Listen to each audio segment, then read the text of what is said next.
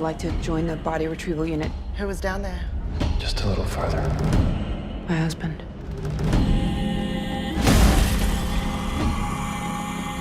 I want to make a difference. There should be a way to get to the highway without them spawning us. I know what you're going through, but if you find your husband, I hope you understand what that could mean. Here I am. How are you? I'm great. I get to finally talk with you after all these years. We briefly met at Sundance one year, and then then the restraining order.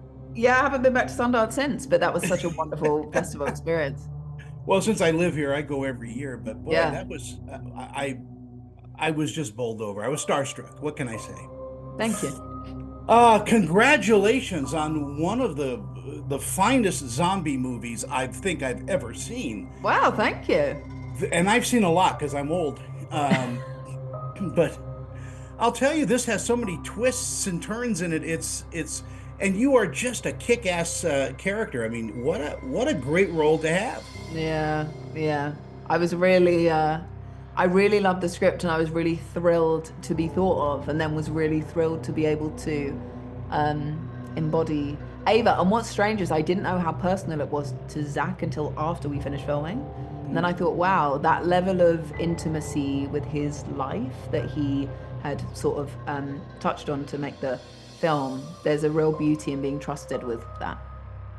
Do you like the physicality of this role?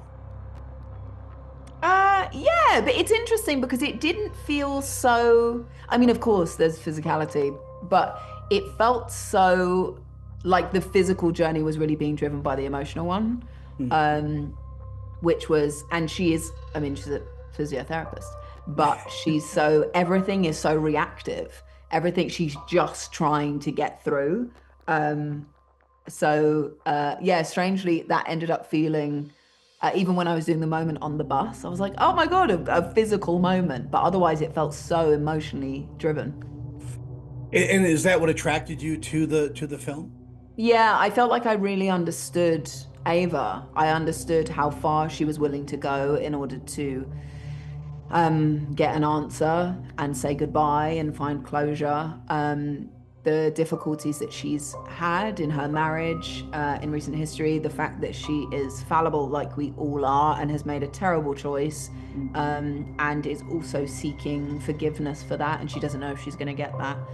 The people she meets along the way, I just thought it was a really beautiful exploration of saying goodbye.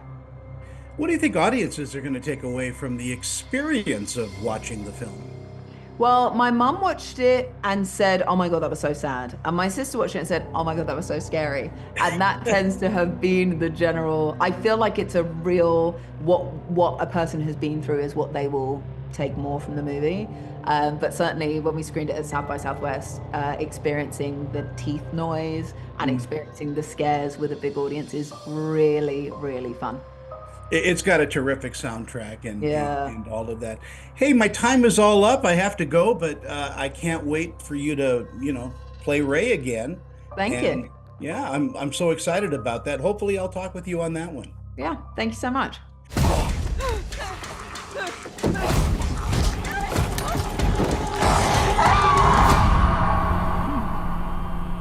Tragic images emerge following the deployment of an experimental weapon. I was just saying to myself, we need a really good zombie film, and guess what?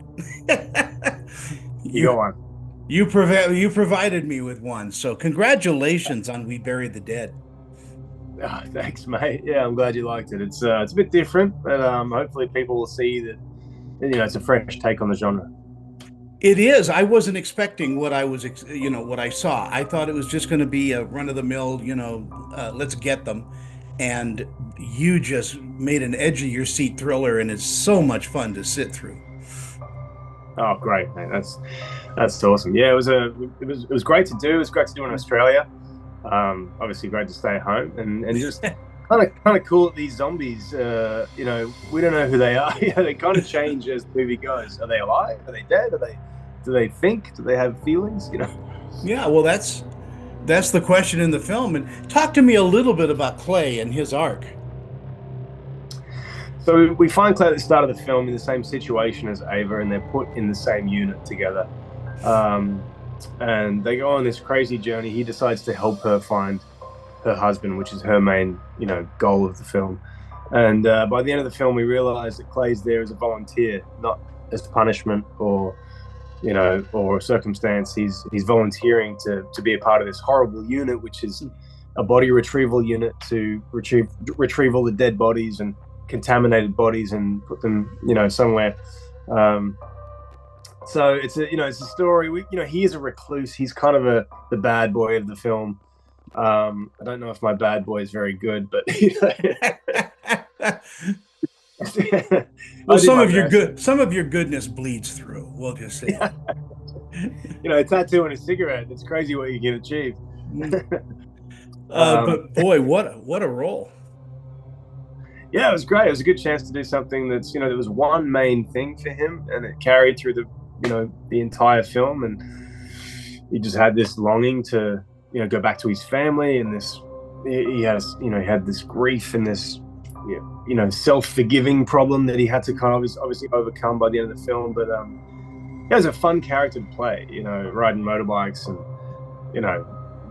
just being, yeah. Do you enjoy the physicality of this role? I mean, do you look for roles that are physically challenging?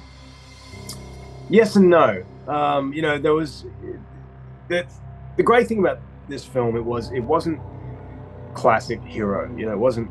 He's not like killing a bunch of zombies with an M16 and knifing a bunch of dudes. It was kind of slow and non-violent. For my character, which kind of sets the tone that the emotion and the his journey and his resolution is kind of the main aspect of the film that's exciting. So the action is great fun. I do look for that, but this one was a bit different. Well, again, congratulations on this film. It's just a brilliant take on the zombie genre, and it was a pleasure meeting you. You too, mate. Take care. Thank you so much for watching.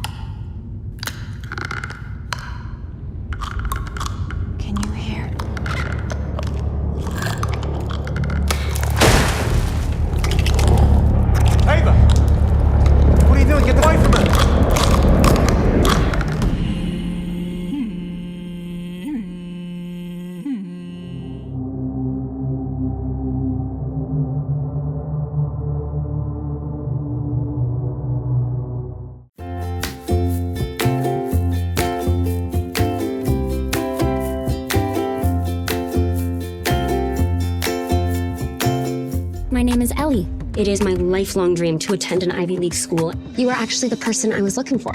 I know you've memorized my schedule. You can't prove that. And this emotionally stunted monster is Nate Reed. We live in a world where Nate's gonna be more successful than any of us. Nutty. We just don't know what Quinn sees in him. Aren't you a little tired of this? A popularity contest you can actually put on a resume. I actually kind of was thinking about running for student body president. That's crazy. Rowan, it's not brave, okay? It's stupid. I don't think I can do this anymore. I need to break up with you. What? Rowan only broke up with me just because I was trying to protect him from running for president. I need to prove that student government is just a big, dumb popularity contest. Or you could just go to Rowan and apologize. Apologize for being right? Quinn said that I'm not serious enough. You could do something to impress her. You should run for president. Of America? Be my campaign manager. You're the most popular guy in school. Hey, you really don't need my help. The second Rowan sees us together, he'll be totally jealous. What do you say? Without further ado, Don't play. please welcome to the stage, Hey, what? Mr. Nate Reed. No more detention. Hi, kids. How you doing? Good. Good. How are you, sir? I am great. I get to talk with you guys about this fun romantic film. Exciting stuff. Let me start with Sarah, ladies first. Sarah, talk to me a little bit about Ellie and her arc in the film. Yeah, I think she starts off in a very tight, controlling, obsessive place, and really believes that is the way everyone should be living, and kind of denounces anyone who doesn't work the way that she works. And then I think through her relationship with Nate, she starts to see that there are many different aspects of life that she's been missing out on and kind of holding herself back from, and that really pushes her into a beautiful direction. And I think she takes responsibility for her past mistakes, and she opens herself up to these new opportunities, including falling in love and believing in herself a little bit more than she did at the start. So really love her arc. I think it's so important. I love her. I don't think you could fall in love without believing in yourself. Totally. Yeah. True. Chase, talk to me about Nate, and he's a very interesting and deeply written character. Yeah, I think Nate's one of those kids that was really pounded into sports. Like, I think there's an important part of this that involves like a dad's relationship with their kid in sports, and I think that like a lot of your biggest, best athletes that you have today have just been like whipped into shape by their parents into a point where they don't even go on this own self-discovery journey where they start to understand themselves and what they really like, if it's not just baseball or football or soccer or whatever. And I think Ellie really brings certain sides of me out that I had kept to myself, like being into the arts and caring about school. And I just like grew up not caring about that because I had always viewed baseball as the end goal for me. And it opened up a world of possibilities that I didn't know I had before. And I think before he like thought he was in love when he was in this relationship with Quinn. And in the end, he was actually in love with somebody else because he had properly gotten to know her and really found himself through her. So Chase, I have to ask you, being a musician, I mean, when you're taking on an acting role, do you hear rhythms and cadences in the way they speak and the way they move? I'm so glad you asked this. Yes, I view acting in the same way. When you're singing a song, you need to hit those beats and make sure it flows with the rhythm. And I think that there's such a rhythm to acting that you have to follow. Like there's waves, like where you can go up and you go down, and like it goes specifically by each word and each emotion that you are carrying. And so I found it like very interesting how the two worlds just really blend, and it's so weird, like that they relate to each other like really well. Sarah, as people discover how to lose a popularity contest, what do you think they'll take away from watching it? I mean, it's probably the age-old, you don't know what is it? Don't judge a book by its cover. Yeah. Never judge a book by its cover. Mm-hmm. I hope that people who watch this movie, reflect on their own ways of going through life and look and see if they're missing anything by stopping themselves from having, more opportunities and having more fun. And B, I hope that they start supporting their friends more and start to look inwards on why their friends are the way they are and just have a lot more compassion. That's a great answer. And Chase, I'm going to give you the last word. What do you think people will take away from the experience of watching the film? I think it's going to be a great reminder, one, how sick rom-coms are, and just like it's going to play an important role in like really understanding these different dynamics that we have within high school, and just how like cool everybody is just across the board. Like I think like each person plays such a specific part and everyone's cool. I think people need to take more chances on everybody. Like it made me want to go up to like the nerds back in high school and be like, let's be friends. Tell me about theater. I want to know about your passions. I want to know everything. Like I had a heart for everybody, even the teachers. Like I wanted to cry when you guys were like giving that teachers. I think that it just really like opened up this like what you were saying, like this world of like compassion that we can and empathy that we can have for people, and like it can make me shed a damn tear, you know. Yeah, well, we all should feel like that too, and yeah. What a great film. Thank you guys for your time. I appreciate it, and have a great day.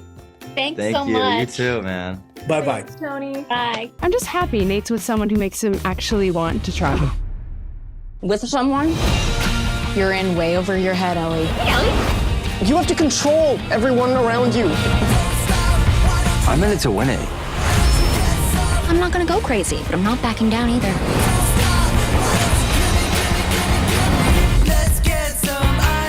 Ooh, pretty. What? Pretty polished.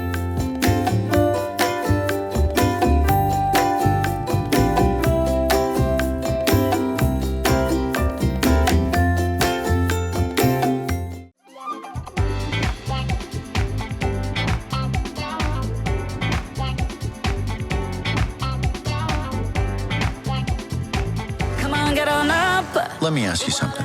Do you think we're a good team? Of course. I just wish I knew what we had to do to prove it to everyone else. We check the perimeter, snoop a little, we find nothing, we bail. No snake has set foot in Zootopia in forever. There's a snake! Stop in the name of the law! Snakes aren't the bad guys. I have to set things right. My gosh, Jennifer Goodwin as I live and breathe. I should have worn my bunny ears today, I'm realizing. I know. Yeah, well, you're no stranger to Salt Lake either, are you? No, I'm not. And I actually love Salt Lake City. I was just thinking as you were coming on, I was like, oh, I haven't been there in so long. I know we miss you. First of all, congratulations on Zootopia 2. This is like the #1 grossing American film in the world. This is bonkers. Yeah, no, I'm not confused. I love the movie. I'm so proud of the movie. I'm like, yes, of course. But at the same time, I'm like, how is this happening? I know, 9 years since the first one, and this is still the biggest movie, of 2025. That's got to make you feel proud and happy. I mean, I just can't believe I got the job in the first place, and the fact that I get to work with these storytellers is like, it's the honor of my life. So yeah, this is all just icing on the cake. Do you love voice work as part of your job? It is my favorite. I keep telling Disney, like, please, if you offer it, I will probably accept it. I never want to leave. I mean, I'll totally accept it because it's the space I want to live in. There is nothing to me that is more creatively fulfilling than doing voice work, which is not what I saw coming. Just because I'm in a vacuum, I'm not on a set. I don't even know what my co-stars have done on their sides of the scenes. But it feels like being in theater school again. It's just all play all the time. And I've been taught in that booth, like, I can do no wrong. None of us can do any wrong. There's no such thing. They just want to see where the scenes go. And sometimes then the script even follows. It's a different muscle than, live theater and camera work. Yes. I'm a really technical actress, and so maybe, and I hadn't thought about it in this way, but maybe that's why it feels so freeing. Like, there's no beats I have to hit. I haven't like pre-structured my work before I go in like I have in live action work. This is just showing up, and it's actually not acting. It's showing up and being as authentic and present as humanly possible, just accessing emotions and like seeing what they sound like. But as a trained actor, I mean, you're still looking at backstory and the truth of the character and all of that. To a certain extent, I will say, I went in on #1 feeling very prepared and trying all kinds of different things, like, by the way, voices and accents, all kinds of things that are now really embarrassing. And the filmmaker sat me down and they were like, here's the thing, like, we've listened to your work a lot. And we want you to show up and be you. And we're gonna like meet you where you are.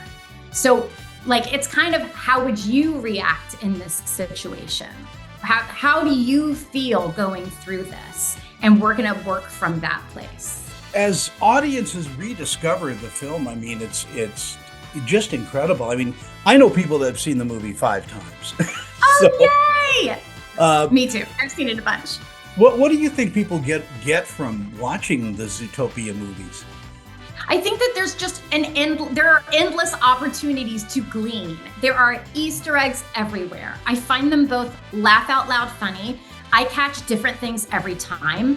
I am laughing at one thing. My kids are laughing at another thing. I'm ugly crying at one thing. My kids are startled and upset by something else. I just feel like it's like being in a theme park, but like for your soul. It's just a wild ride. And at the end, I feel like there's a lot of wonderful questions that both of these films ask about our responsibilities to each other as humans. And I love having those talks with my kids on the way home. I have about a second left, and I want to thank you for your time, but I also want to leave you with this. My aunt was June Foray, the voice actress who did Rocky the Flying Squirrel and Natasha and all of that. And I think you're a brilliant, brilliant voice actor. Thank you. That's so kind. That is so kind. That makes my day. Thank you. Thank you so much, and come out to Salt Lake. We'll have bad coffee. I would love it. I'm on the way. That's a good pitch. Talk to you later, and thank you. Thank you. Maybe everyone will see reptiles ain't that different.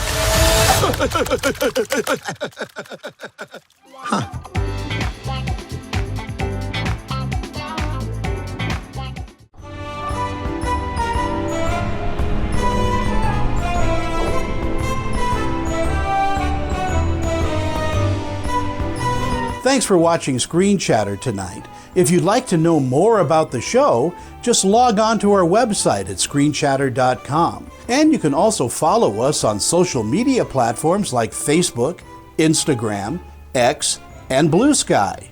And don't forget to like and follow our audio podcast wherever podcasts are available. Thanks for watching Screen Chatter tonight. I'm film critic Tony Toscano, and we'll be back next week with more previews and celebrity interviews. Thanks for watching.